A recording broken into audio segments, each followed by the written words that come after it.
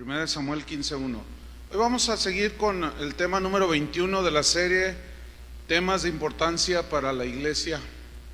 Hoy vamos a tratar un tema que es muy controversial, pero es importante tratarlo y vamos a hacerlo. Y el título es: ¿Dios es cruel o misericordioso? ¿Cómo es Dios?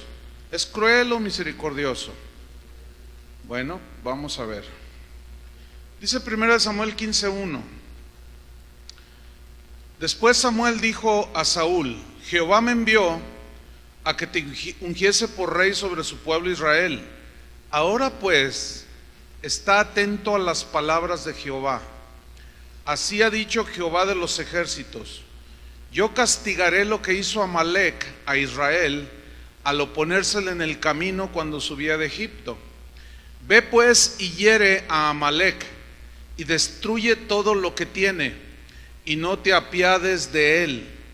Mata hombres, mujeres, niños y aun los de pecho, vacas, ovejas, camellos y asnos. Mucha gente creyente, pero también muchos incrédulos, ateos, gente escéptica, se escandalizan cuando leen pasajes como estos. Son hechos violentos que se relatan en el Antiguo Testamento y que ciertamente son difíciles de entender. A tal extremo es que la gente se escandaliza que en el siglo II de nuestra era, un cristiano llamado Marción dijo que el Antiguo Testamento no debería de ser tomado como escrituras inspiradas por Dios, porque según Marción, el Dios del Antiguo Testamento no es el mismo que se revela en el Nuevo Testamento. Entonces mucha gente se pregunta de una manera legítima, ¿no? Dicen, por ejemplo, ¿cómo puede un Dios de amor mandar exterminar pueblos enteros? ¿Cómo es posible? ¿Por qué Dios usó la violencia y el exterminio? ¿Que no es un Dios de amor y misericordia? ¿Por qué Dios mandó exterminar inclusive hasta los niños? Y los niños de pecho, los bebés. ¿Cómo es posible? Dicen ellos. Y bueno, no se puede negar que el Antiguo Testamento presenta muchas historias difíciles de entender, sobre todo para la mente moderna, para gente de este siglo. Sabemos que Dios en Deuteronomio 7, no tiene que buscarlo, ahí en ese capítulo, Dios ordenó a los israelitas que destruyeran totalmente a los cananeos, que los borraran del mapa, y junto a otras 6 naciones que habitaban toda esa tierra. Y Dios les dijo: no tengas contemplaciones con ellos, los vas a borrar del mapa, en otras palabras. Pero también Dios en la antigüedad ordenó la ejecución de los primogénitos egipcios, ¿se acuerdan? De los niños. Y también Dios ahogó con un diluvio pues un número bastante elevado de personas. Ahora bien, es difícil explicar estas acciones de Dios a los ateos. Es muy difícil explicarlas. Es muy difícil explicarles a los que no creen en Cristo ni en la inspiración de la Biblia. Esta gente menciona los relatos de la Biblia para atacar a Dios, ¿sí? Para burlarse de la Biblia. Y con esta perspectiva basada en los derechos humanos, poniéndolo en la actualidad, todas estas acciones de Dios, estas destrucciones masivas ordenadas por Dios, se calificarían de auténticos genocidios, ¿sí o no? Se considerarían una gran crueldad, despiadada, una violencia sin sentido, al no respetar ni siquiera las vidas de los niños. Pero déjeme decirle algo, yo considero, a la luz de la Biblia, que es una pérdida de tiempo tratar de hacer entender a los que no creen en Dios, a los ateos, a los escépticos, a los que se burlan, a los enemigos de Dios, aquellos que no han nacido de nuevo. Es una pérdida de tiempo tratar de hacerles entender esto. ¿Saben por qué? Porque la Biblia dice que no pueden entender, porque como no tienen el Espíritu de Dios. En 1 Corintios 2:14 dice que el hombre natural no percibe las cosas que son del Espíritu de Dios. El hombre natural es el hombre que no tiene a Dios, que no vive con Dios. Dice que no percibe, que no discierne las cosas del Espíritu de Dios, porque para él son locura, dice Pablo, y no las puede entender, no puede. O sea, es imposible que una persona que no tiene a Dios, que no tiene el Espíritu de Dios, en este caso, pueda entender lo que hoy vamos a tratar. Porque la misma Biblia dice que estas cosas se tienen que discernir espiritualmente. Entonces, esta enseñanza que yo voy a dar, pues debe ser comprendida por los cristianos. ¿Cuántos son cristianos? Sí, cristianos que tienen dudas, que a veces se enfrentan con este tipo de gente que cuestiona y te dice: a ver, si tu Dios es de amor, ¿por qué mató a los niños? Y te sacan todas esas escrituras. Son buenos para tomar esas escrituras. Y te meten en duda, porque si no conoces bien el principio espiritual o las razones, pues te meten en duda. Entonces, no son para el incrédulo esta enseñanza. Definitivamente es para los cristianos, para entender más acerca de quién es Dios y por qué hizo esas cosas que aparecen ahí en el Antiguo Testamento. Si somos observadores, la Biblia no oculta ninguna acción violenta. Al contrario, las detalla de una manera muy notable. ¿Y por qué? ¿Por qué la Biblia es tan específica en narrar hechos tan violentísimos? ¿Por qué? Nunca se me olvida cuando mi hijo era un niño. Entonces me dijo: ¿me dejas ver la televisión? Y le dije: sí. Y siempre le revisábamos qué miraba, ¿no? Entonces estaba una caricatura, bien aguantaba, estaba sana la caricatura, pero se terminó y yo no me di cuenta y siguió una de esas caricaturas violentas, ¿sí? Entonces yo me asomé y le dije: no, esa no, porque, ¿por qué no? Le digo: no, esa no, porque es violenta y eso, etcétera, ¿no? Entonces tomé un video y le dije: te voy a poner la historia de David y Goliat. Y entonces la puse. Entonces estaba allí, no, pues toda la historia se empieza a desarrollar, ¿no? Entonces empieza el gigante a desafiar a David. Entonces David se abalanza y toma la onda y le tira la piedra, y se ve en la caricatura cuando se le penetra el cráneo aquí en la frente y la sangre salió así.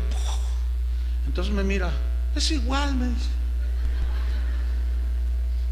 ¿Cuál es la diferencia?, me dijo. Pues no me desarmó, porque supe qué contestarle, ¿verdad?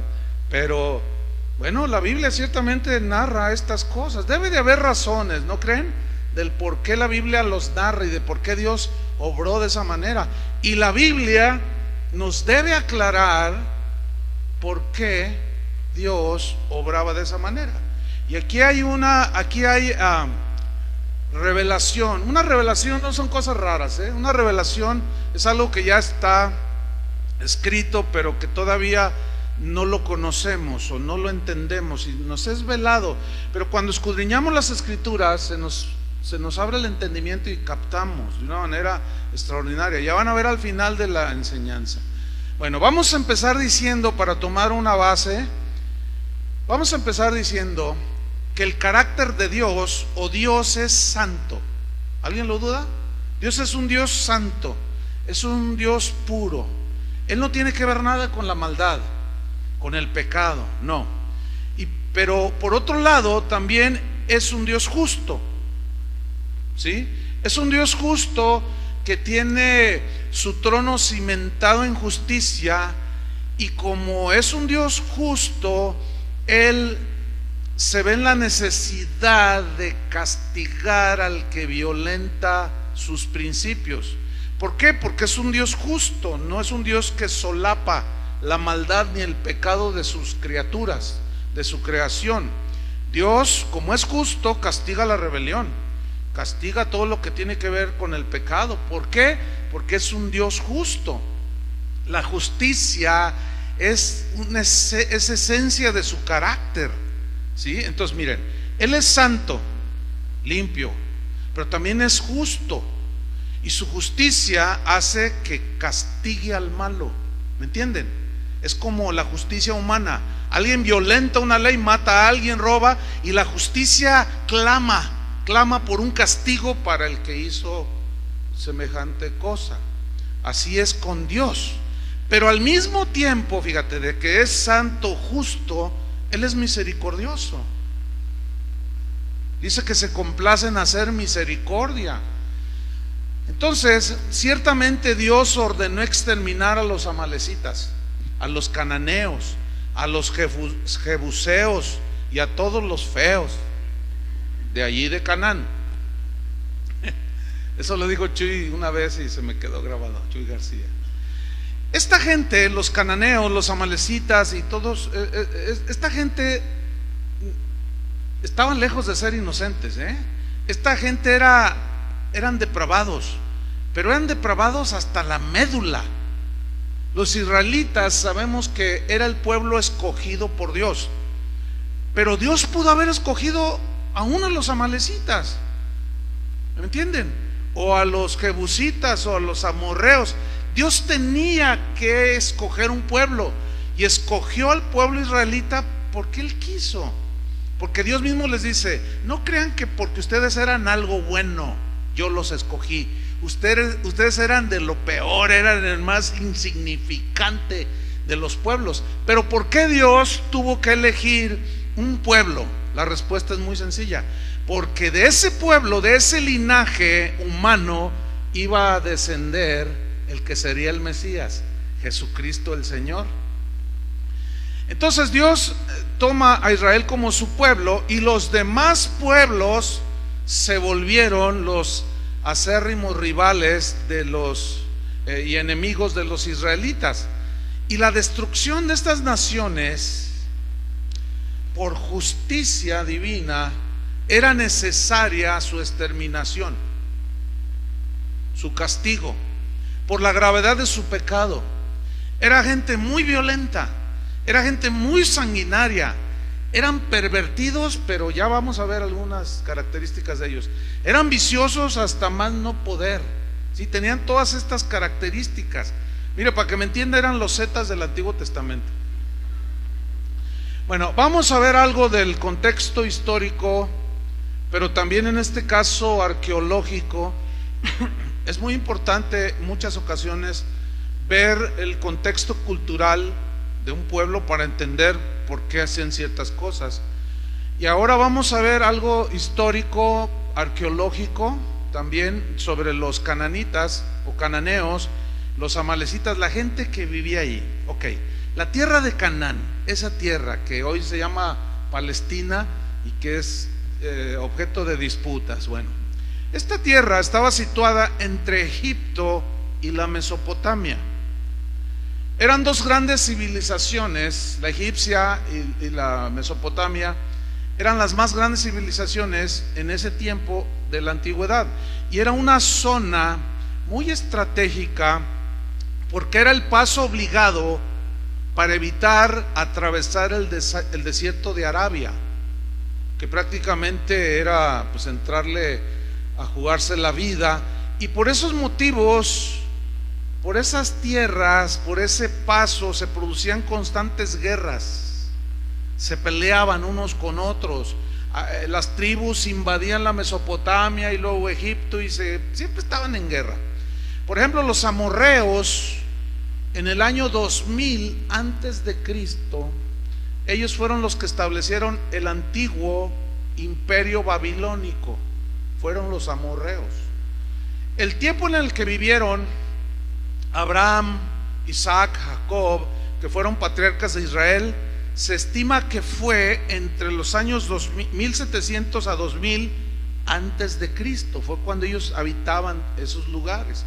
Y también se calcula que Jacob, el que posteriormente fue Israel, y sus hijos emigraron a Egipto. ¿Se acuerda que ellos eran poquitos y emigraron, bajaron a Egipto? Ellos descendieron a Egipto cuando gobernaban un pueblo que se llamaban los Ixos. Bueno, este era un pueblo semita, descendientes de Sem, de los hijos de Noé. Y este pueblo fue el que conquistó Egipto, ¿sí? Y dominó hasta mediados del siglo XVI antes de Cristo, cuando los egipcios tuvieron ese esplendor, pues que es histórico. Todo el mundo sabe de esto. Pero eso es muy leve lo que estoy diciendo, ¿no? Es muy superficial en cuanto a cuestiones históricas. Pero lo que a mí me importa, me interesa, es que le echemos un vistazo a la religión, a las prácticas religiosas que tenían estas personas. ¿Están listos? Ok. Esta gente, los amalecitas, los cananeos, los jebuseos, tenían un dios principal que era Balac, Moloc. Es el mismo, Baal, Moloc. Era su dios principal. Este Balac o Baal, Moloc, había una diosa que era esposa de él, según ellos, pues, y era la diosa Astarte, con diferentes nombres a través de los siglos, pero para no evitar confusiones, lo voy a nombrar como le llamaban ellos, Astarte. Los romanos le llamaban de otra manera, los egipcios de otra manera, pero era la misma. Y esta mujer o esta diosa siempre era representada desnuda, para empezar. Ok. Los templos de Baal, Moloc y de Astarte casi siempre los construían juntos, a la par, eran vecinos, ¿sí? En esos templos, todo esto está en la historia universal, ¿sí? Y la arqueología comprueba todo eso. En estos templos había sacerdotisas que eran prostitutas, a las cuales las consideraban sagradas. O sea, se prostituían en los templos como parte de la adoración a esos dioses. Pero también había sodomitas, había hombres homosexuales que eran prostitutos en esos templos. Hoy a esto le llamarían países adelantados, ¿verdad? La adoración de Baal, Moloc y Astarte, junto con otros dioses cananeos, por supuesto, consistía básicamente en orgías de lo más extravagante, de lo más espantoso. Sus templos eran centros de todo tipo de vicio. Era una degeneración inimaginable la que se practicaba dentro de los templos como parte de la adoración a sus dioses, de su religión. En 1905, un arqueólogo de apellido McAllister, él hizo unos descubrimientos en Gezer. Gezer es una parte allí al oeste de Jerusalén, como de aproximadamente unas 13 hectáreas de terreno, y allí este arqueólogo McAllister halló, excavando, encontró, repito, en 1905, un centro de adoración, un templo pues, de Baal, Moloc y de Astarte. Y ese templo data del año 1500 antes de Cristo, o sea, mucho antes de la ocupación de los israelitas. Hasta apenas el siglo pasado se descubrió ese templo. Ahorita si tú vas a esa región, ahí está, las ruinas. Ok. Dentro de los muros de este templo de adoración idolátrica había 10 columnas. Y estas columnas, en esas columnas se ofrendaban sacrificios de niños. Debajo de los escombros de ese templo pagano, Macalister encontró una gran cantidad de urnas, pequeñas cajas de piedra que contenían los restos de bebés, niños recién nacidos o hasta de 1 año o 2 años. Bueno, según las excavaciones, resultó ser que allí junto al templo estaba era un cementerio de bebés, la mayoría recién nacidos. Estos pueblos tenían una horrenda costumbre. Ellos le llamaban el sacrificio de los cimientos. ¿En qué consistía?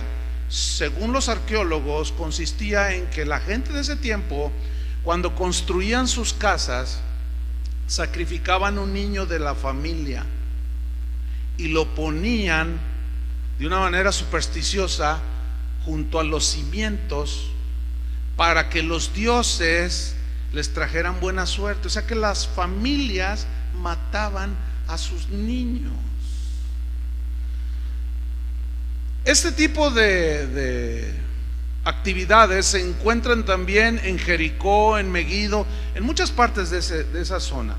Bien, fíjense, escuchen bien, debajo de los escombros de ese templo que encontró este arqueólogo Macalister, también encontró imágenes de Moloch y de Astarte, pero eran imágenes con los órganos sexuales expuestos de manera exagerada.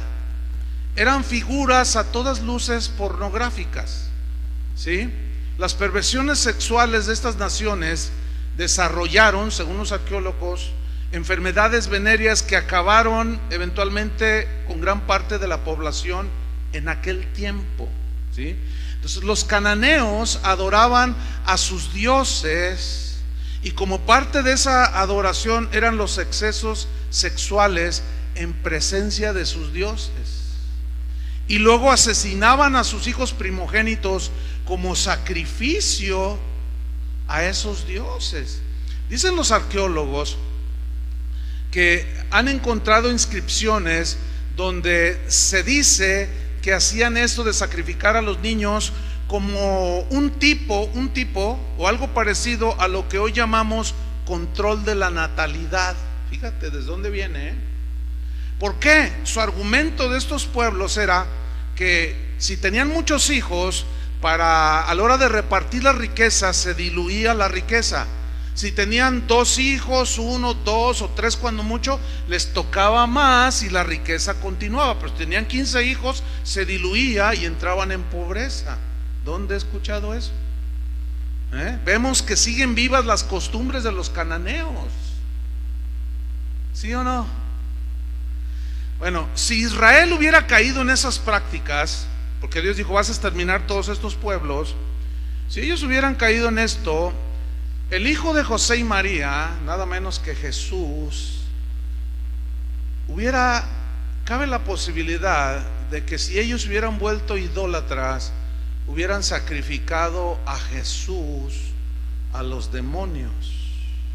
Esto es, obviamente ahorita ya es a este momento, pues sabemos que eso era imposible. Sin embargo, esta es una de las respuestas del por qué Dios mandó exterminar a todos esos pueblos. Ok, el propósito de Dios al ordenar exterminar a los cananeos, además de ser un juicio para estos cananeos, era mantener a Israel libre de la idolatría y de sus prácticas, ¿sí? Eran prácticas vergonzosas. Dios estaba fundando la nación israelita con un solo propósito. ¿Cuál era ese propósito? Preparar el camino para la venida de Cristo. Por eso Dios se tuvo que tomar un solo pueblo. Ahora, por eso era necesario borrar de esas tierras donde los israelitas, apagan esas luces ya, apágalas porque luego van a creer al rato van a querer que les baile aquí. Es que a veces se vuelven locas las luces y salen las de colores, esas no se usan. Entonces estábamos en que Dios estaba fundando una nación con el propósito de preparar el camino para la venida de Cristo. Por eso era necesario borrar de esas tierras cualquier vestigio de culto idolátrico y de cualquier perversidad. Por eso el juicio a Sodoma y Gomorra. ¿Lo recuerdan, verdad? Esa es la razón del por qué mandó Dios a Israel a que exterminara a los cananeos. Porque Dios se vio forzado a ejercer su justicia contra esas naciones que estaban llenas de inmundicia, de perversidad y de brutalidad. Ahora, vamos a ver cómo los amalecitas se hicieron enemigos acérrimos de Israel. Vamos a Deuteronomio 25, versículo 17. Deuteronomio 25, 17 al 19.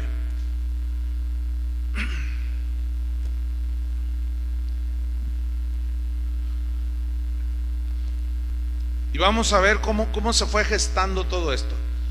Y vamos a ver cómo la Biblia narra cómo eran esas naciones. Dice Deuteronomio 25, 17 al 19.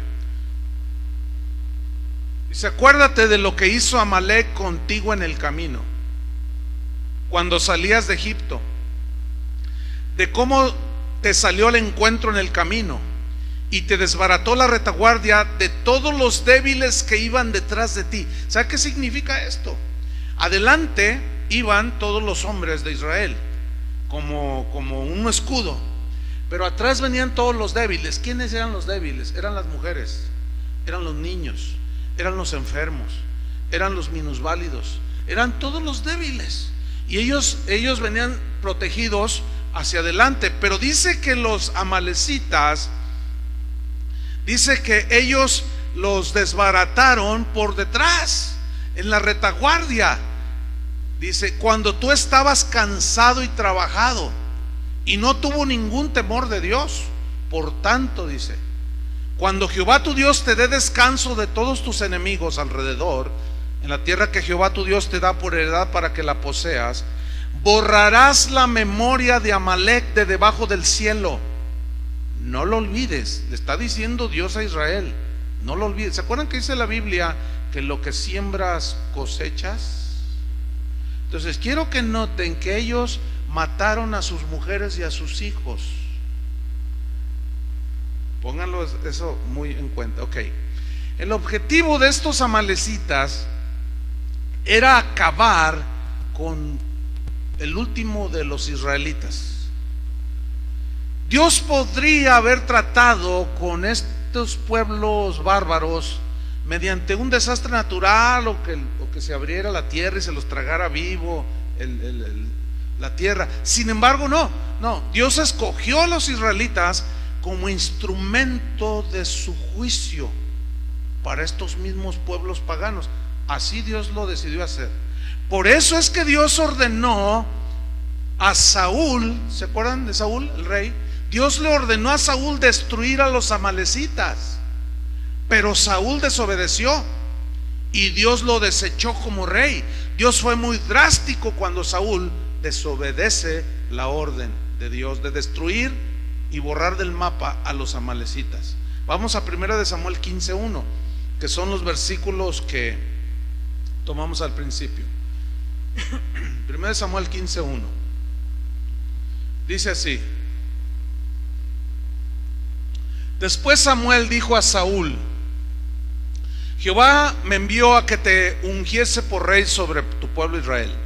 Ahora pues, está atento a las palabras de Jehová.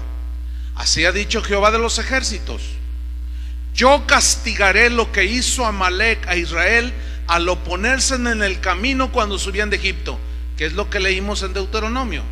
¿Me está siguiendo? Ok, versículo 3. Ve pues, dice, y hiere a Amalec, destruye todo lo que tiene, y no te apiades de él. Mata hombres, mujeres, niños y aún los de pecho, vacas, ovejas, camellos y asnos, hasta los animales. Pero vamos a ver por qué más adelante. Versículo 7. Y Saúl derrotó a los amalecitas desde Ávila hasta llegar a Sur, que está al oriente de Egipto, y tomó vivo a Agag, rey de Amalec, pero a todo el pueblo mató a filo de espada. Y Saúl y el pueblo perdonaron a Agag, o sea, el rey de los amalecitas, pero también a lo mejor de las ovejas y del ganado mayor, de los animales engordados, de los carneros y de todo lo bueno. Y no lo quisieron destruir, mas todo lo que era vil, o sea, lo inservible y despreciable, destruyeron. Versículo 10. Vino palabra de Jehová a Samuel diciendo: me pesa haber puesto por rey a Saúl, porque se ha vuelto de en pos de mí y no ha cumplido mis palabras. Y se apesadumbró Samuel y clamó a Jehová toda aquella noche. Madrugó luego Samuel para ir a encontrar a Saúl por la mañana, y fue dado aviso a Samuel diciendo: Saúl ha venido a Carmel. Y aquí se levantó un monumento, y dio la vuelta y pasó delante y descendió a Gilgal. Vino pues Samuel a Saúl, y Saúl le dijo: bendito seas tú de Jehová, yo he cumplido la palabra que me dio Jehová. Samuel entonces dijo: ¿ah, sí? Pues qué balido de ovejas y bramido de vacas es este que yo oigo con mis oídos. Y Saúl respondió: de Amalec, de los amalecitas los han traído, porque el pueblo perdonó. Miren, a veces nos sentimos más buenos que Dios, Cuando Dios es justo, nosotros queremos sobrepasarlo, y así les pasó a estos. El pueblo perdonó lo mejor de las ovejas y de las vacas para sacrificarlas a Jehová tu Dios, le dice Saúl a Samuel, pero lo demás lo destruimos. Entonces dijo Samuel a Saúl: déjame declararte lo que Jehová me ha dicho esta noche. Y él respondió: dime. Sí, di. Y dijo Samuel: mira, Saúl, aunque eras pequeño en tus propios ojos, ¿no has sido hecho jefe de las tribus de Israel? ¿Y Jehová te ha ungido por rey sobre Israel? Y Jehová te envió en misión y te dijo: ve. ¿Qué te dijo Dios? Ve, destruye ¿a quiénes? A los pecadores de Amalec. Quiero que subrayen eso: a los pecadores de Amalec. Y hazles guerra hasta que los acabes. Eso te dijo Dios. ¿Por qué pues no has oído la voz de Jehová? Sino que vuelto al botín has hecho lo malo ante los ojos de Jehová. Y Saúl respondió a Samuel: no, antes bien he obedecido la voz de Jehová, y fui a la misión que Jehová me envió, y he traído a Agag, rey de Amalec, y he destruido las amalecitas. Pero el pueblo tomó del botín ovejas y vacas, las primicias del anatema, para ofrecer sacrificios a Jehová tu Dios en Gilgal. Saúl constantemente pretendió justificarse: es que son para sacrificarle a Jehová, es que son para Dios, es que son para Dios, cuando Dios le había dicho: destruye hasta la vaca más flaca que encuentres ahí. Versículo 22. Y Samuel dijo: ¿se complace Jehová tanto en los holocaustos y víctimas como en que se obedezcan las palabras de Jehová? Ciertamente el obedecer es mejor que los sacrificios, y el prestar atención que la grosura de los carneros, porque como pecado de adivinación es la rebelión o la desobediencia a los mandatos de Dios, y como ídolos e idolatría es la obstinación, porque se nota que Saúl estaba obstinado. Es que es para Dios, es que lo vamos a sacrificar a Dios, cuando Dios dijo: borra todo del mapa. Miren lo que le dice: por cuanto tú desechaste la palabra de Jehová, Él también te ha desechado para que no seas rey. Ahora, miren el versículo 32 del mismo capítulo. Vean esto. Después dijo Samuel: tráiganme a Agag, rey de Amalec, tráiganmelo acá, tráiganmelo.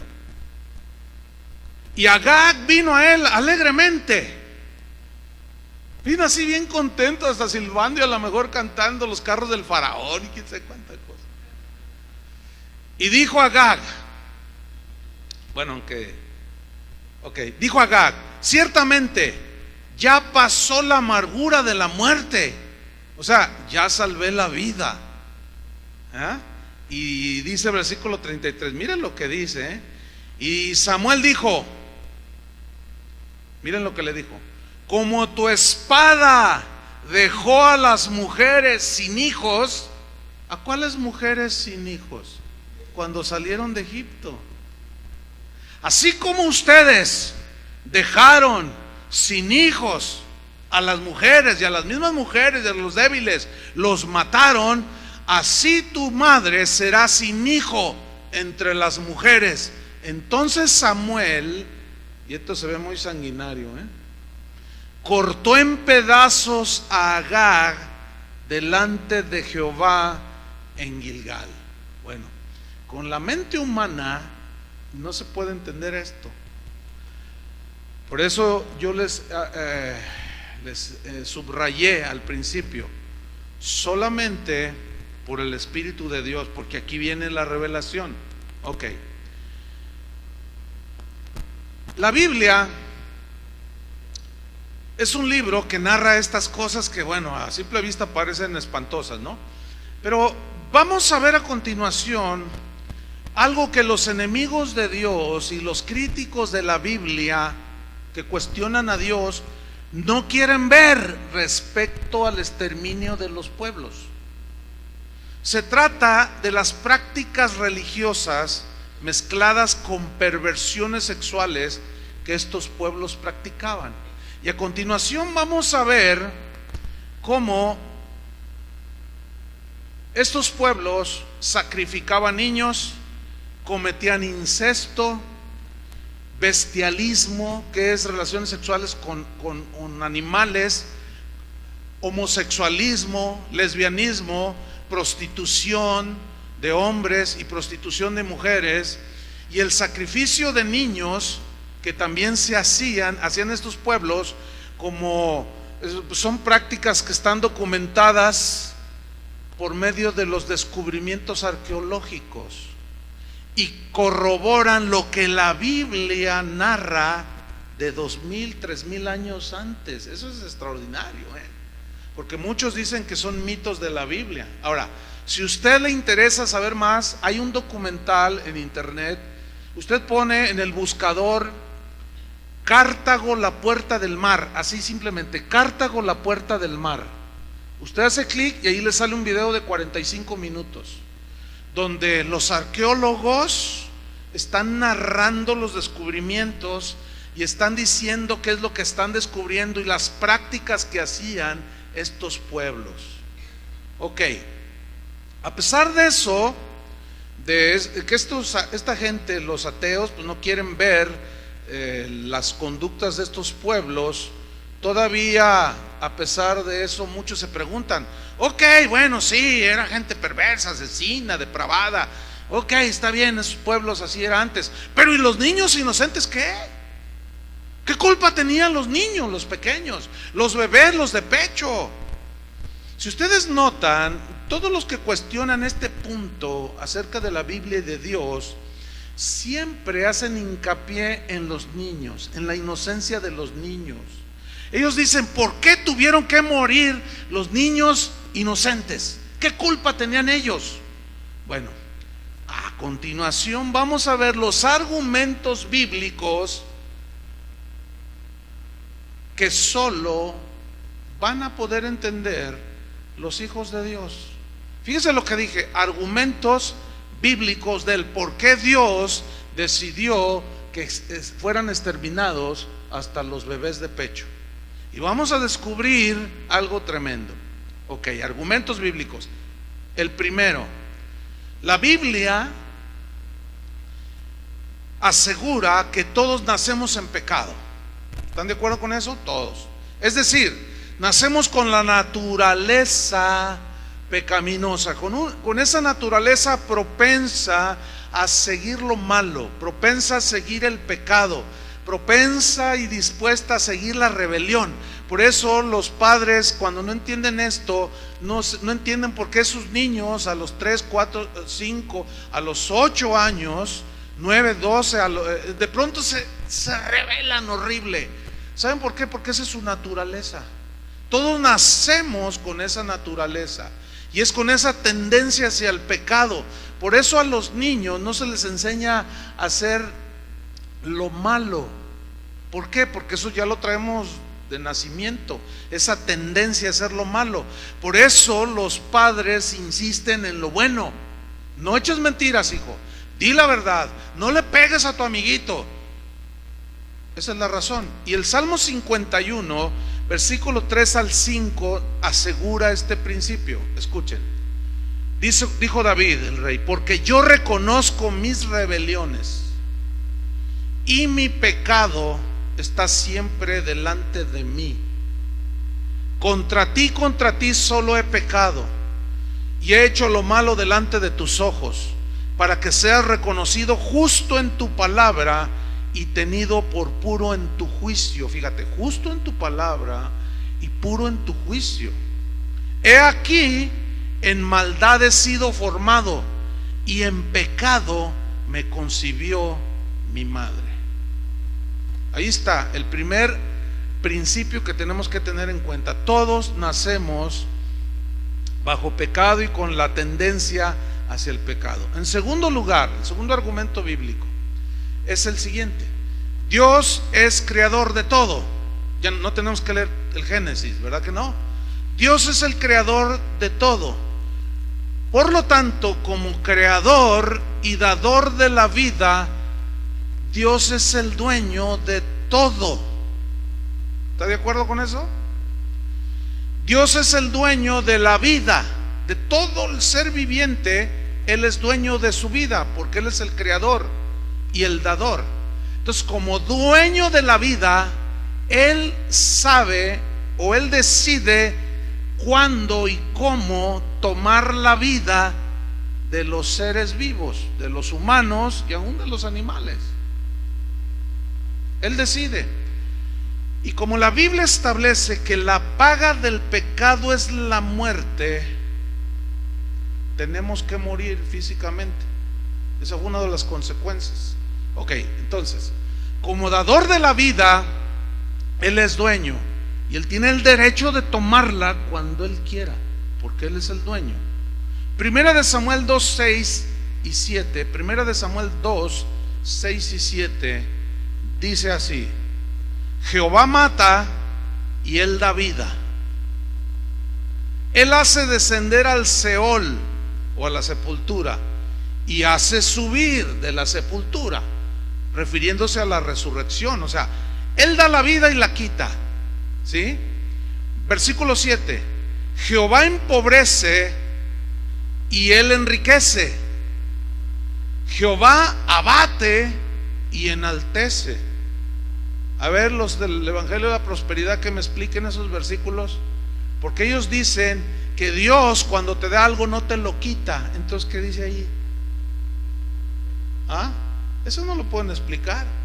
Lo que ellos no alcanzan a entender, porque ellos dicen que fue Satanás el que esto, fue Satanás, pero lo que ellos no han todavía entendido es que Satanás es solo un instrumento por medio del cual Dios se vale, pero detrás de todo está Dios.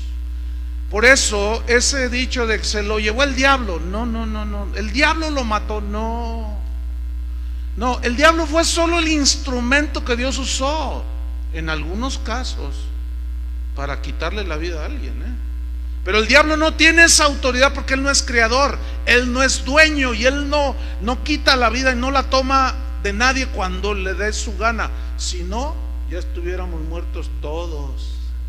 ¿Sí o no? Más claro que eso no hay. Entonces, Dios es el que da vida y el que la quita porque Él es dueño. ¿Me están siguiendo? Estos son los argumentos para dar la respuesta a la supuesta crueldad de Dios. En tercer lugar, el tercer argumento es este, miren. La gente supone que lo que es erróneo para nosotros, o sea, lo que no debemos hacer, tampoco Dios lo debe de hacer. Por ejemplo, yo no debo quitarle la vida a nadie, ¿verdad que no? No, pues eso sería trágico. para el que se le quita la vida y para el que la quita. ¿Por qué por qué los humanos no tenemos derecho de matar? ¿Por qué Dios dijo no matarás? Porque no somos dueños de la vida de las personas, porque no somos creadores. Eso es un error. Y la justicia por oficio, cuando hay un asesinato, bueno, aquí en México no se da eso, ¿no? Pero en otros países sí. Por oficio se persigue al asesino. Aquí hay total impunidad. Ustedes saben el país que nos tocó vivir, ni modo, así están las cosas aquí. Pero vamos a hablar de los países donde sí se ejecuta la justicia. Un asesino de oficio es perseguido por la justicia. ¿Por qué? Porque no tiene derecho ni de quitarle sus propiedades, ni su dinero, ni de secuestrarle al hijo, ni mucho menos de asesinarlo, y lo meten a la cárcel. Entonces la gente supone que lo que yo no puedo hacer, como en el caso de tomar la vida y las posesiones de otro, tampoco Dios lo debe hacer. Pero ellos ignoran que Dios es dueño. ¿Quién es el dueño de todo? No solo de la vida, sino del aire que respiramos, del sol y de todo aún lo que traemos puesto, ¿sí o no? Entonces, déjeme ilustrarle este punto aquí. Yo tengo un jardín en mi casa. A mí me gusta la jardinería, me gustan las plantas. Y pues mis hijos me echan carrilla, dicen que parece vivero, pero está bien bonito. Me gusta mucho. Bueno, en ese jardín que yo tengo planto lo que me da mi gana. ¿Qué? Es mío, ¿no? Entonces no se meta conmigo. Mire, yo planto lo que quiera. Planto un rosal, claveles, palmas. ¿Qué? ¿A usted qué? Es mío el jardín. Ahora, si yo tengo aquí un rosal y yo decido tomar ese rosal y sacarlo y trasplantarlo y ponerlo en un rincón, ¿usted qué puede decirme a mí? Absolutamente nada, porque ni le incumbe ni se puede meter. ¿Por qué? Porque ese jardín es mío y nadie me va a decir a mí lo que plante o no plante, ni cómo lo haga o no lo deba de hacer, porque ese es mío. ¿Cierto? Bueno, así es con Dios. Dios es el dueño de todo. Y nosotros no somos nada ni nadie para decirle a Dios cómo haga las cosas, cómo no debe de hacerlas. Y no podemos asumir que lo que es malo para mí, o erróneo o equivocado, también es equivocado para Dios. No, eso es un error.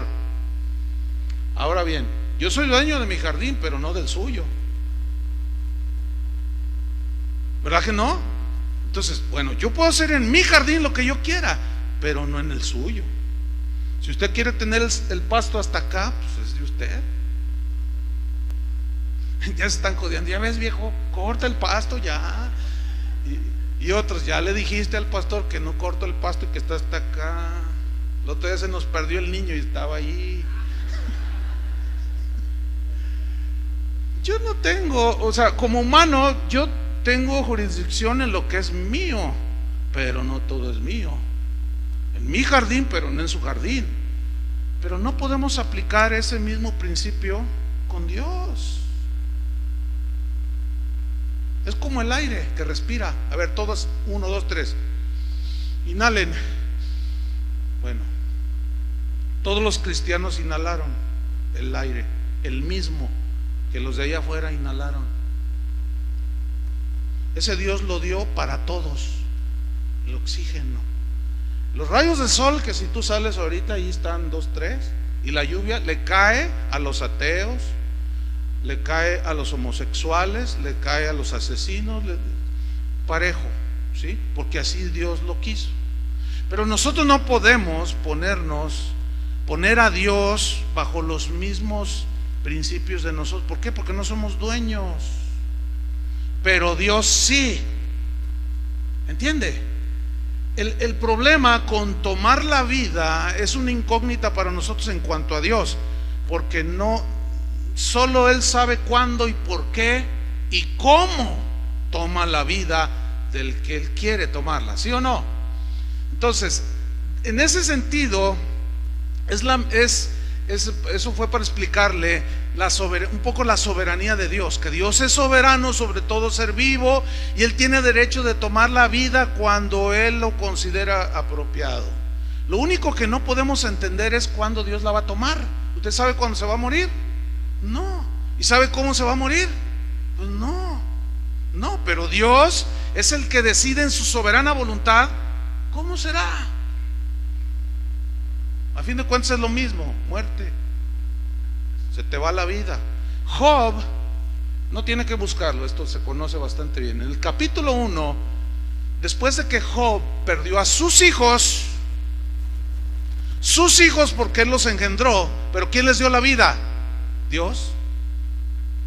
Dijo Job: desnudo salí del vientre de mi madre, porque no solo perdió a sus hijos, perdió todos sus bienes.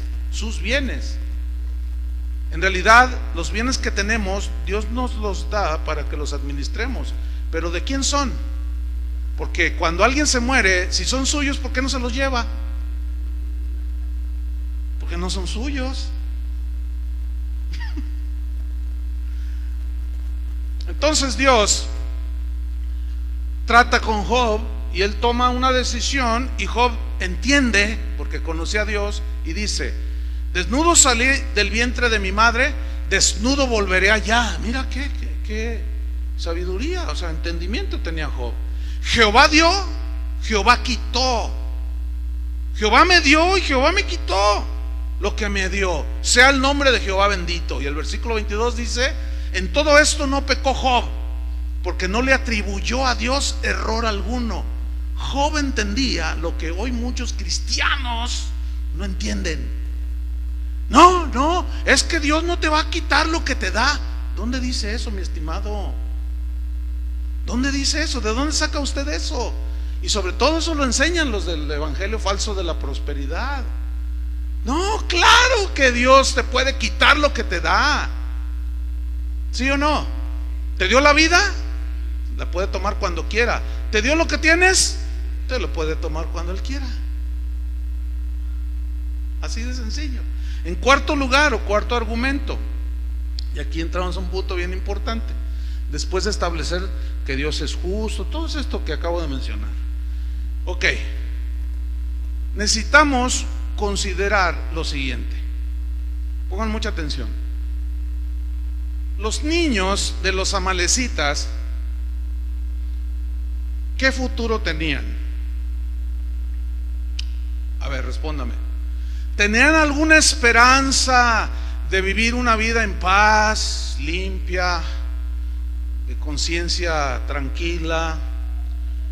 ¿Tenían alguna esperanza? No tenían ninguna esperanza, porque ellos vivían ellos habían nacido en medio de una cultura depravada, degenerada y violenta. Ahora, vamos a Levítico 18, rápidamente, Levítico 18. Y allí usted se va a dar cuenta lo que Dios dijo y por qué lo dijo. Y aquí está la razón del por qué Dios le dijo a Israel: vas a exterminar a estos pueblos y aún los niños. Ahí va, Levítico 18, versículo 1.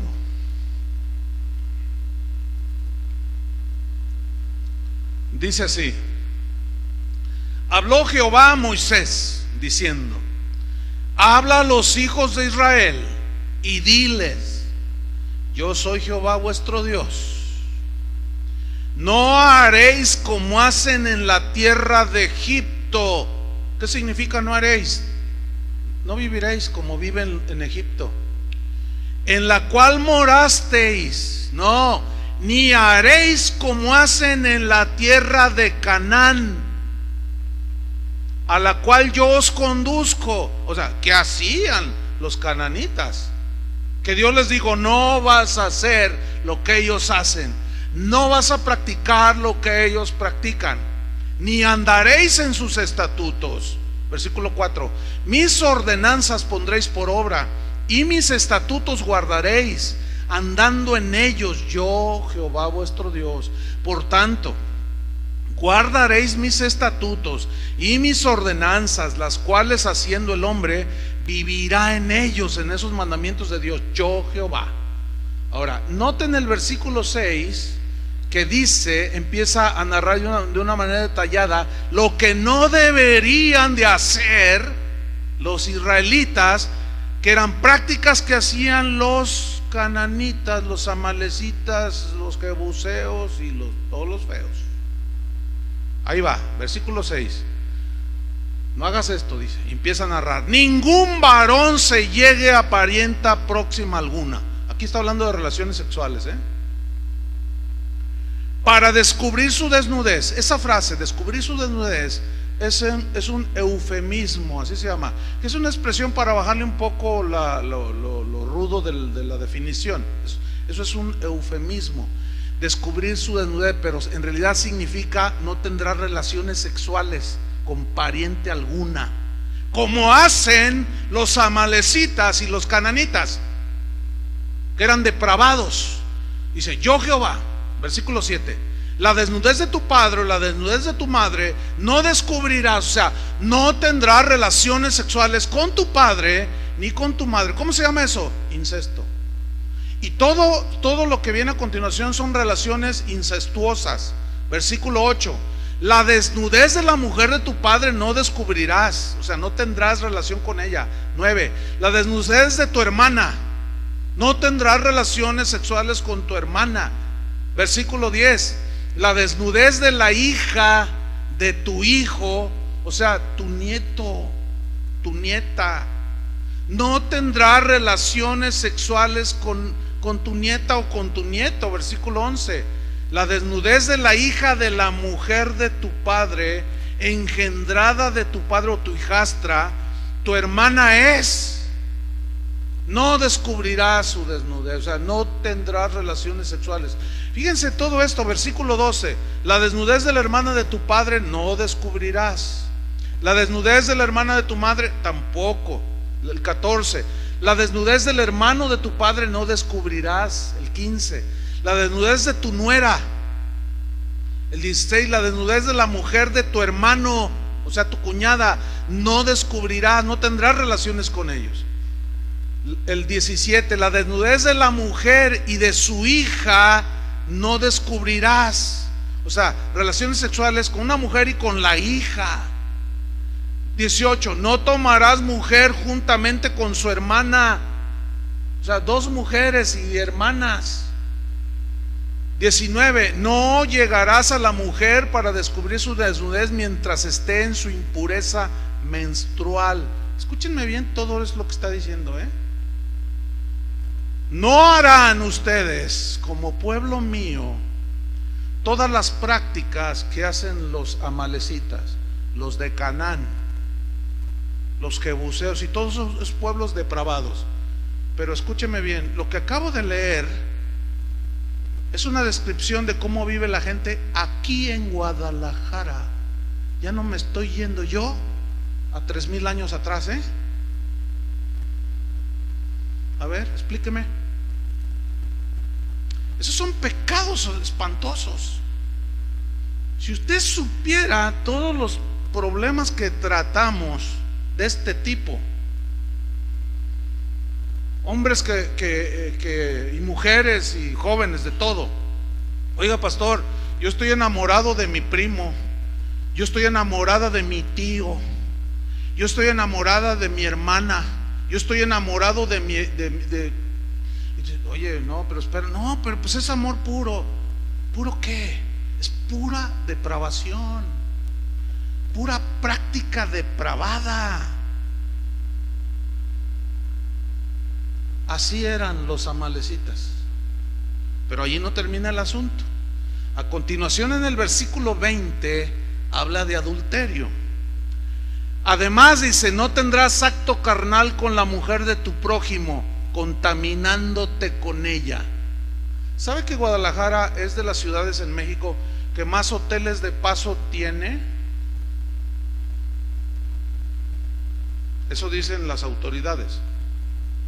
Hoteles donde se meten las parejitas. Pero según lo que se encuentra en la información, es que esos lugares sirven para que la adúltera y el adúltero se encuentren, o los fornicarios se encuentren. ¿Cuántos asesinatos se han dado en esos hotelitos? Porque el esposo se dio cuenta que la esposa lo engañaba, o la esposa se enteró que el esposo lo engañaba, contrató un sicario y lo mandó matar, y allí mismo, en el mismo cuarto de hotel, los balacearon o los estrangularon, los navajearon. Adulterio.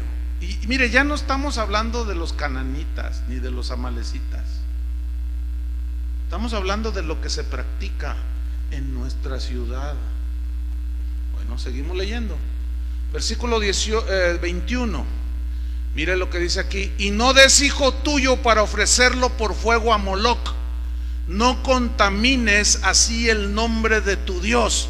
Ok, ahora dicen, no, pues ahora no se sacrifican niños. Ah, no.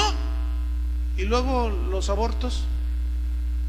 Escúcheme bien lo que le voy a decir, No les sorprenda que nuestros legisladores, dentro de poco, aquí en Jalisco, legislen a favor del aborto, legislen a favor del homosexualismo. Ayer en Inglaterra, me parece, había una algarabía porque ya legalizaron el matrimonio entre homosexuales. Bueno, son países del primer mundo, civilizados, ¿usted me entiende, no? La ironía, el sarcasmo, civilizados, entendidos, cultos, y ya permiten que se casen hombres con hombres. No es ni más ni menos que puro amalecinismo, cananismo. Quiero que note que los pecados son los mismos, y Dios lo que odia es precisamente eso, el pecado. Entonces, hermano, no se espanten cuando ya aquí voten para que se puedan casar los homosexuales y las lesbianas, porque vamos hacia la modernidad, ustedes saben, ¿no? Porque vivimos en un mundo plagado de amalecitas que merecen la muerte por sus pecados. Pero la pregunta es, ¿por qué ya Dios no los extingue ahora? Hay una respuesta en la Biblia. Vamos al versículo 22, Levítico 18:22, y aquí habla contra el homosexualismo. Dice: no te echarás con varón como con mujer. O sea, no tendrás relaciones con varón como se tiene una relación sexual con mujer. Eso se llama abominación y se denomina homosexualismo. Dice que es abominación. La palabra abominación aquí significa algo tan fuerte en el hebreo, que es una depravación asquerosa. Esa es la definición. El que un hombre tenga relaciones sexuales con otro hombre es de lo más asqueroso delante de los ojos de Dios.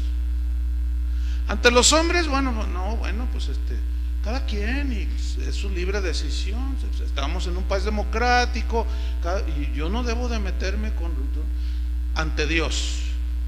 Que no creo en Dios, eso no significa que no exista, ¿verdad? Los zetas hacen lo que quieren, matan al que quieren, y tú le dices: el gobierno a mí me hace los mandados, yo no creo en el gobierno. Pero significa que no hay gobierno. Sí hay gobierno, también han perseguido y han atrapado a algunos. Entonces, el hecho de que alguien diga: pues yo no creo en Dios y Dios no existe, no significa que no exista.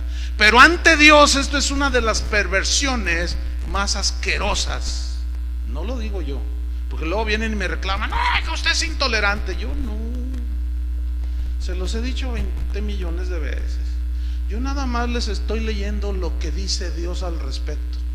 Así es que no admito reclamaciones. Reclámele a Dios, póngase al tú por tú con Él y dígale: oiga, ¿usted qué se cree? Pero miren lo que viene a continuación, versículo 23. Y aquí está el bestialismo. Fíjate, ya vimos el incesto, el adulterio, sacrificio a niños, homosexualismo. Todo esto practicaban las naciones en Canaán. Versículo 23: ni con ningún animal tendrás ayuntamiento, amancillándote con él, ni mujer alguna se pondrá delante de animal para ayuntarse con él.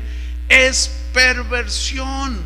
En ninguna de estas cosas os amancillaréis, pues en todas estas cosas se han corrompido las naciones que yo he hecho de delante de vosotros, y la tierra fue contaminada, y yo visité su maldad sobre ella, y la tierra vomitó sus moradores. Eso se llama bestialismo. Les voy a contar algo fuerte. Una vez traté un asunto. Una mujer vino y dijo: pastor, yo me quiero divorciar de mi esposo. Y yo le dije: mira, si es una razón que la Biblia permite y tú quieres hacerlo, está bien. ¿Es justificable tu razón de divorcio? Y dice: más que justificable, me dice.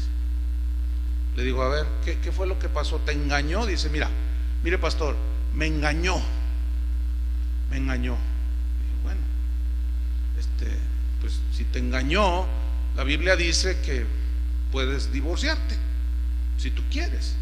Entonces dice: mire, lo peor de todo es que no me engañó con otra mujer, porque yo hubiera podido competir con ella y recuperar el amor de mi esposo. Pero no me engañó con una mujer, me engañó con la perrita que tenemos en la casa. Lo encontré con la perrita teniendo relaciones sexuales. Tú te quedas así.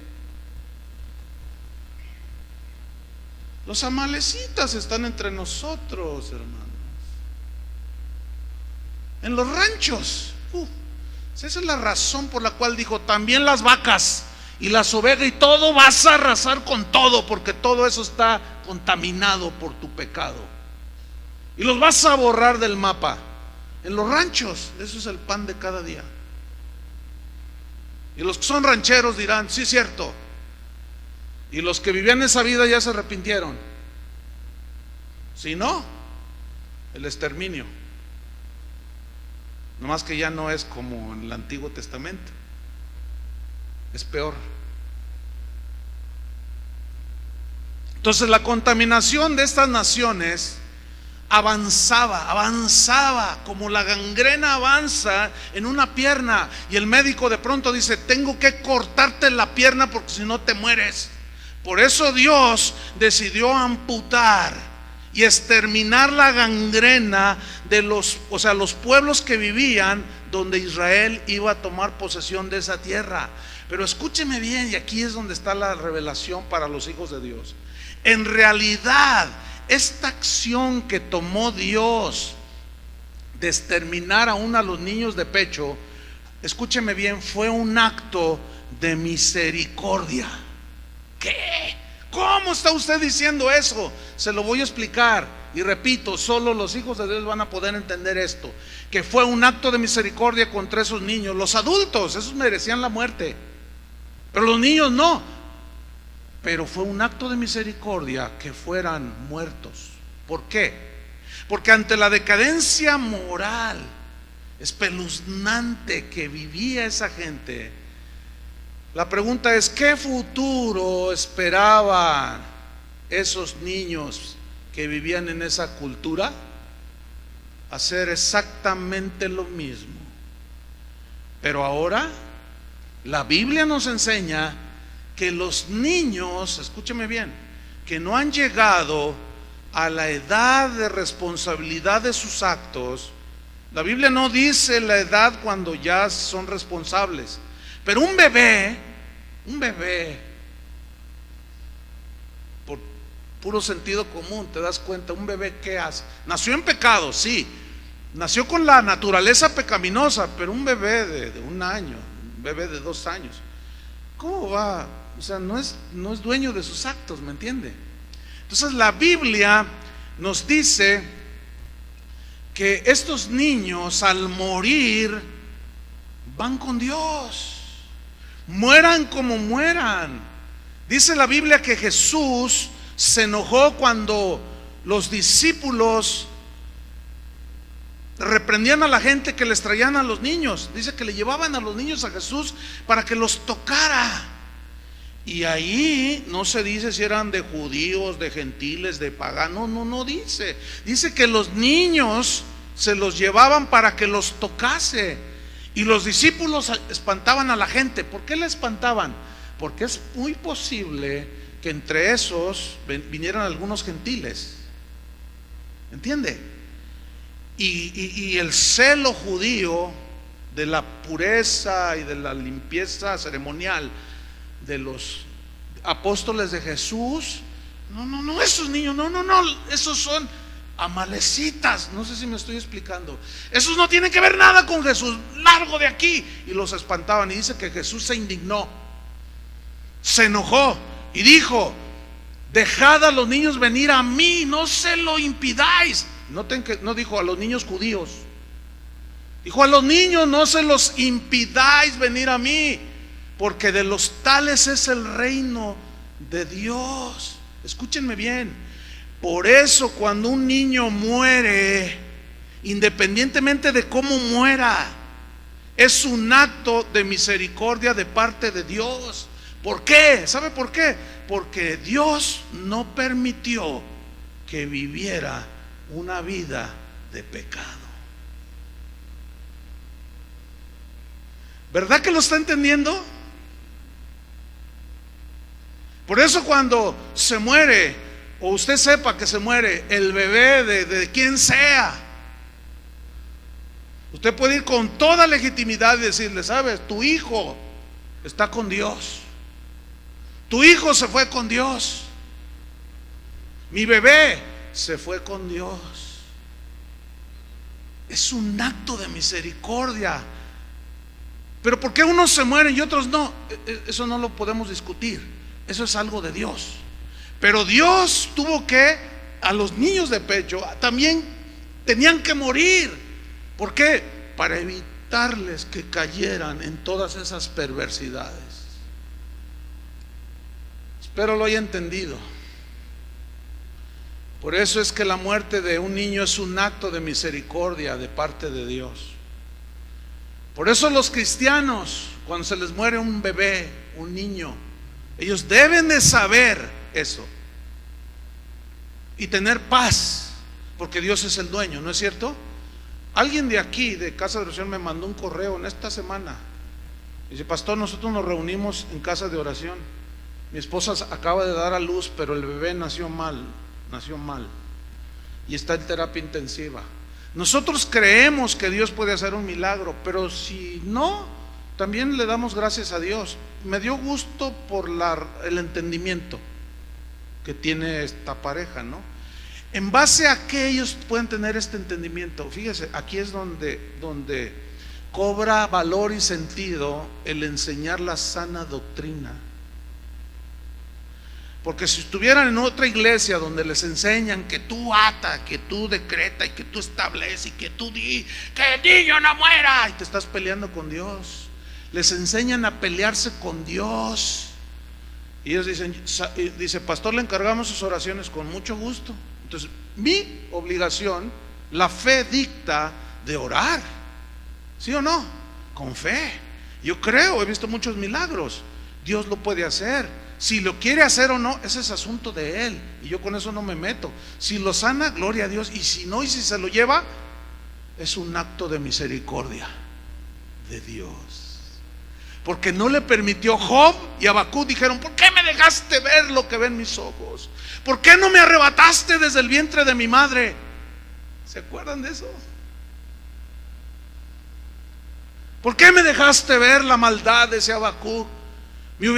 Mejor es un abortivo que yo.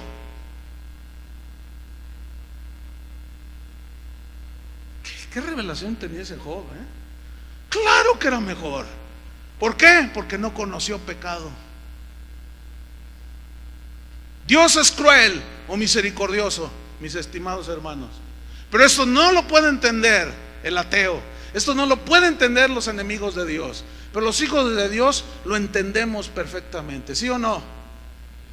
Dios siempre ha dado, para finalizar, el quinto principio aquí: Dios siempre ha sido paciente para con los pecadores, ¿sí o no? Él no quiere que ninguno perezca, sino que todos procedan al arrepentimiento. Pero no todos quieren. Entonces, la pregunta para finalizar es esta: ¿por qué Dios ya no obra de la misma manera que obraba en el Antiguo Testamento? ¿Por qué Dios ya no obra de esa manera? La respuesta es la siguiente, pongan mucha atención. Porque toda su ira contra el pecado, la depravación, la inmoralidad, todo lo que se llama pecado, toda su ira la descargó en su Hijo Jesús en aquella cruz del Calvario.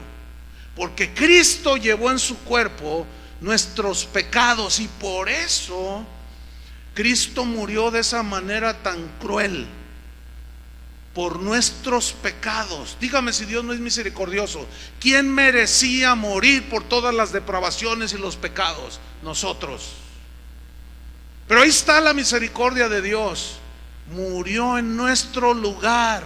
La ira del Padre fue despiadada contra su Hijo Jesús. ¿Por qué? Porque Él cargó nuestros pecados y como es un Dios santo, no tiene que ver nada con el pecado, pero por otro lado es justo, tuvo que castigar el pecado. Y todo eso lo cargó en su Hijo Jesús. Los cananeos, los amalecitas y todos esos que habla el Antiguo Testamento son representantes, simplemente representan el pecado, la depravación, la inmoralidad, la perversión, la rebelión. Y todos merecíamos morir, pero Cristo murió en nuestro lugar. Al que no conoció pecado, por nosotros lo hizo pecado, para que nosotros fuésemos hechos justicia de Dios en Cristo. Dios, Romanos 8:3, no lo busque, en versión en lenguaje sencillo, dice: Dios ha hecho lo que la ley de Moisés no era capaz de hacer, ni podría haber hecho, porque nadie puede controlar sus deseos de hacer lo malo. Dios envió entonces a su propio Hijo, lo envió para que muriera por nuestros pecados, así que por medio de Él destruyó al pecado. Cristo destruyó la fuente misma del pecado, que es la naturaleza pecaminosa con la cual nacemos todos. Por eso Pablo dice: de modo que si alguno está en Cristo, nueva criatura es. En otras palabras, hermano, usted y yo éramos amalecitas, cananeos, feos. Debíamos morir, debíamos ser arrasados de la faz de la tierra. Mas Dios mostró su amor para con nosotros, en que siendo aún amalecitas, cananeos, jebuseos, Cristo murió por nosotros. De tal manera amó Dios al mundo, que envió a su Hijo unigénito a morir por nosotros, para que todo aquel que en Él cree no se pierda, mas tenga vida eterna. Escúcheme, hermano, ¿Dios es cruel o misericordioso? Para mí es clarísimo: Dios es misericordioso. Y todas esas narraciones del Antiguo Testamento quedan respondidas por lo que dice la Biblia misma. ¿Les quedó claro, sí o no? Déjenme terminar con esto. Es una anécdota que sucedió, porque bueno, viene al caso aquí.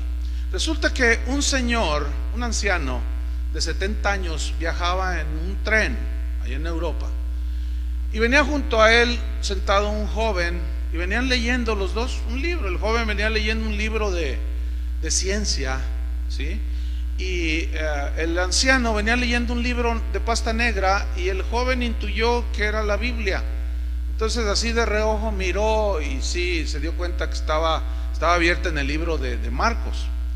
Y sin mucho respeto ni protocolo alguno, el joven interrumpe la lectura del anciano y le dice: oiga, señor, no me diga que usted todavía cree en ese libro lleno de fábulas y de cuentos y de narraciones horrendas, y que ese Dios, que no, ¿usted cree eso? Entonces le responde el anciano: sí, dice, pero no es un libro de cuentos, no es un libro de fábulas, no es un libro de narraciones espeluznantes, hay respuestas ahí. Es la palabra de Dios, joven, le dice este anciano. ¿Estoy mal si leo la Biblia? Pues claro, le responde el joven, por supuesto. Dice: mire, usted debería de estudiar y de leer sobre la historia universal, Si usted lee la historia de la Revolución Francesa, porque estaban en Francia, esto fue en Francia, usted se va a dar cuenta que esa revolución mostró lo ineficaz de la religión. ¿Para qué? Religiosidad. La religión es miope, es ineficaz, no tiene efecto alguno. Solamente personas sin cultura todavía pueden creer que Dios hizo el mundo en 6 días, le dice al anciano. Usted debería ser un poco más lector de las cosas científicas.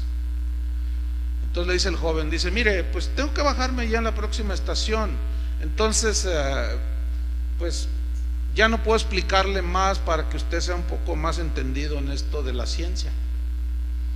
Dice, pero deme su tarjeta con su dirección. Si usted trae una tarjeta, démela, y yo con mucho gusto le voy a mandar libros científicos para que usted se ilustre bien, ancianito. Entonces dice la historia que el anciano, con mucha paciencia, se mete la mano así en su saco y saca una tarjeta y se la entrega al muchacho. Y cuando el muchacho la ve y la empieza a leer, se pone de todos colores el joven. Y cabizbajo, dice la anécdota, se bajó casi corriendo del tren y se sintió como una hormiga, como una amiba, como una rana, como se sintió de lo peor. ¿Por qué? Porque en la tarjeta se leía: profesor Dr. Louis Pasteur, director general del Instituto de Investigaciones Científicas de la Universidad Nacional de Francia. Lo cual nos comprueba que no todos los letrados científicos son necios, ni cuestionan a Dios estúpidamente por su ignorancia, porque están bajo el maligno y no lo pueden entender. Pero nosotros lo podemos entender y le damos gracias a Dios que Él es misericordioso y bueno, que castiga el pecado, sí, pero ya no como en el Antiguo Testamento. Para eso envió a su Hijo. Y el que rechaza al Hijo no tiene la vida, y la condenación es peor que si nosotros tomáramos una espada y órale, es peor. La condenación es el infierno eterno, la muerte eterna. Señor, te damos gracias por tu palabra. Gracias porque en ella encontramos las respuestas de nuestra problemática humana. Nuestro mayor problema, lucha, es contra el pecado. Y tu palabra nos dice cómo es que tratas el pecado y por qué, las razones del por qué tú trataste con esos pueblos perversos de esa manera. Ahora entendemos. Seguramente los de afuera no lo entenderán, pero eso no es problema nuestro. El problema sería que nosotros no lo entendiéramos, que esos eran actos en realidad de misericordia. Porque tú, como dueño y Señor de la creación, puedes hacer con ella cuando quieras y de la manera que quieras.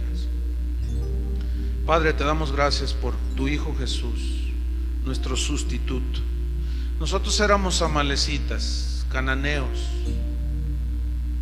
Oh, la fealdad del pecado estaba en nuestras vidas, pero por Jesús nos has hecho tu justicia, nos has limpiado de todas esas perversiones para que vivamos para ti. Gracias te damos, Señor, por tu misericordia. Gracias por los niños inocentes cuando mueren. Ahora sabemos y entendemos que estos les das el privilegio, es una decisión tuya soberana, y les das el privilegio de no conocer el pecado. Gracias te damos en el nombre de Jesús. Amén. Que Dios les bendiga.